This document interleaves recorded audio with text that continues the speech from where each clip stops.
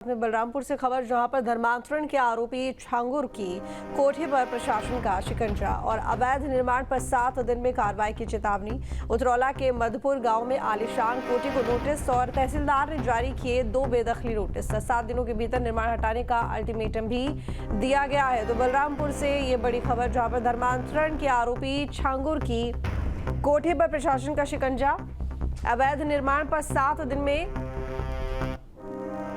कार्रवाई की चेतावनी दी गई है। उतरौला के मधुपुर गांव में आलीशान कोठी को नोटिस, तो तहसीलदार ने जारी किए 2 बेदखली नोटिस और 7 दिनों के भीतर निर्माण हटाने का अल्टीमेटम दिया गया है। तो धर्मांतरण का मुख्य आरोपी छांगुर बाबा की कोठी पर शिकंजा, पुलिस का कस्ता जा रहा है। अवैध निर्माण पर 7 दिन में कार्रवाई की चेतावनी दी गई है। 7 दिनों के भीतर निर्माण हटाने का अल्टीमेटम भी दिया गया है।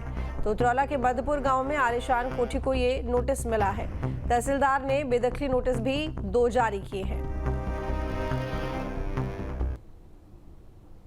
बता दें कि धर्मांतरण गिरोह का मुख्य सरगना छांगुर बाबा, जिसकी कोठी पर अब पुलिस का शिकंजा। बता दें कि अवैध निर्माण पर 7 दिन में कार्रवाई की चेतावनी दी गई है। नोटिस जारी किया गया है। गांव में उतरौला के मधुपुर गांव में आलीशान कोठी को नोटिस दिया गया है और 2 बेदखली नोटिस भी जारी किए गए हैं।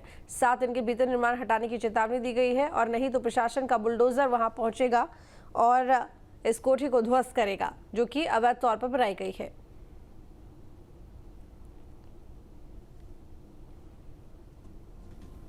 मेरठ में कांवड़ यात्रा को लेकर आज सबसे बड़ी बैठक, और यूपी के मुख्य सचिव मनोज कुमार सिंह लेंगे बैठक। मीटिंग में डीजीपी राजीव कृष्ण भी हिस्सा लेंगे। मेरठ, आगरा, बरेली जोन के एडीजी भी बैठक में होंगे शामिल। कांवड़ यात्रा की सुरक्षा, रूट डायवर्जन पर होगी चर्चा। वेस्ट यूपी के प्रमुख मंदिरों का सुरक्षा चक्र देखा जाएगा। औघड़नाथ मंदिर का निरीक्षण करेंगे सरकार के अफसर। तो यूपी के मुख्य सचिव मनोज कुमार सिंह बैठक में हिस्सा लेंगे और नेतृत्व करेंगे उसका। मीटिंग में डीजीपी राजीव कृष्ण भी शामिल होंगे।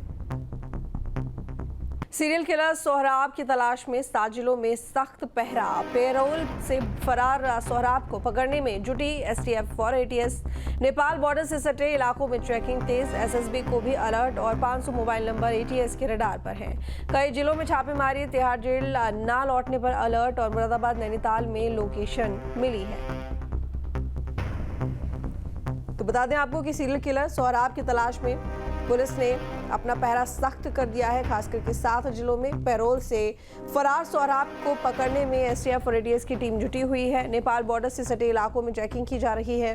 तेज यहाँ पर तमाम अभियान चलाए जा रहे हैं और एसएसबी को भी अलर्ट पर रख दिया गया है। 500 मोबाइल नंबर एटीएस के रडार पर कई जिलों में छापेमारी की गई है। तिहाड़ जेल ना लौटने पर यह अलर्ट जारी किया गया है। बागेश्वर धाम आए श्रद्धालुओं के साथ हादसा। छतरपुर में ढाबे की छत गिरी और हादसे में महिला की मौत हो गई है। 10 लोग घायल हो गए हैं। तो बागेश्वर धाम आए श्रद्धालुओं के साथ में हादसा हो गया है।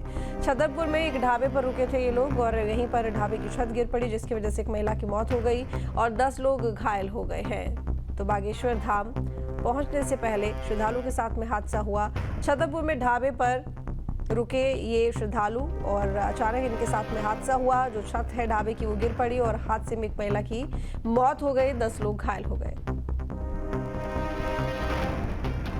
तो हादसे में महिला की मौत, 10 लोग घायल। बागेश्वर धाम जा रहे थे ये श्रद्धालु, लेकिन तभी छतरपुर में ढाबे पर ये सभी रुके और वहां पर ढाबे की छत गिर गई, जिसकी वजह से एक महिला की मौत हो गई और 10 लोग घायल हो गए हैं। घायलों को अस्पताल में भर्ती कराया गया है, इलाज चल रहा है। वाराणसी के लोहता स्थित मायापुरी कॉलोनी के घनश्याम डिस्पोजेबल सेंटर पर छापामार कार्रवाई की गई है। प्रतिबंधित प्लास्टिक का गोदाम आवासीय परिसर में स्थित था। मकान मालिक के साथ टीम ने मकान में अवैध प्लास्टिक खोजने के लिए अभियान शुरू किया, जिसके तहत पूरी तरह से सर्च करने पर भी कोई प्रतिबंधित प्लास्टिक नहीं मिला।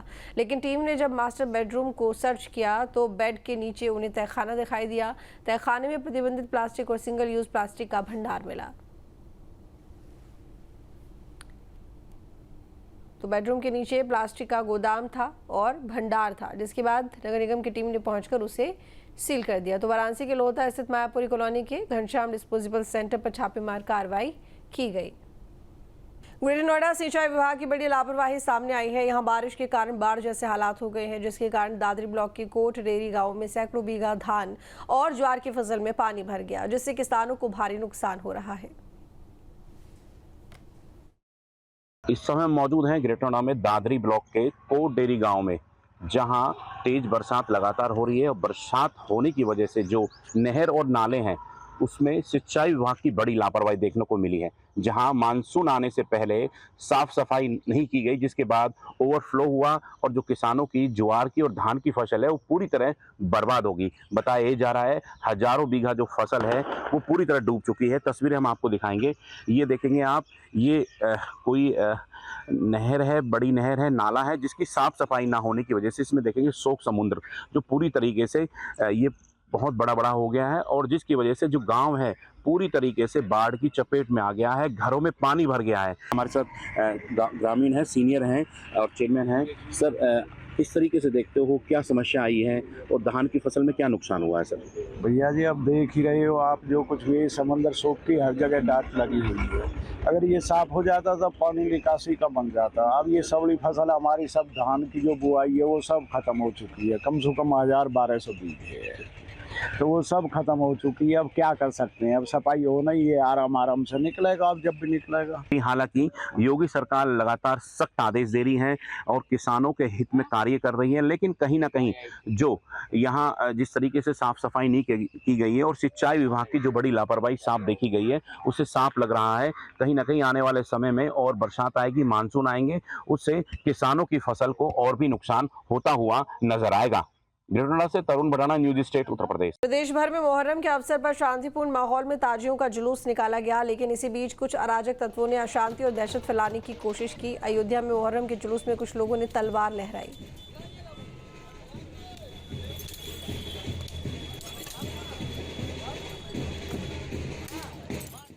मुहर्रम जुलूस के दौरान सभी मुसलमानों के हाथ में तलवार, फरसे, लाठी और डंडे।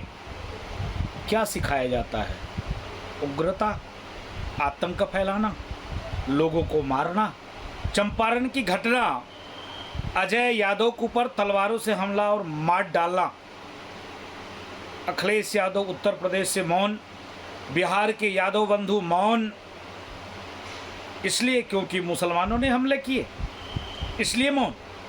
ओवैसी साहब मौन, तमाम सेकुलर पार्टियां मौन, क्यों? तो मुझको समझ में आ रहा था कि मुसलमानों को तो सिर्फ रंग से डर लगता है, लेकिन यहाँ जिस प्रकार से ताजिए जुलूस के दौरान असलहे, तलवार लहराकर और अन्य समुदाय के साथ दुर्व्यवहार किया जा रहा है, ये अच्छी बात नहीं है। मुहर्रम जुलूस के ऊपर बैन लगना चाहिए, प्रतिबंध लगना चाहिए। जहाँ भक्ति है हर शब्द में, कथाओं में छिपे हैं दिव्य रहस्य और ज्योतिष देता है जीवन को दिशा। धर्म से जुड़ी हर बातों को जानने के लिए हमारे चैनल स्तुति को सब्सक्राइब करें। चैनल पर जाने के लिए इस लिंक पर क्लिक करें।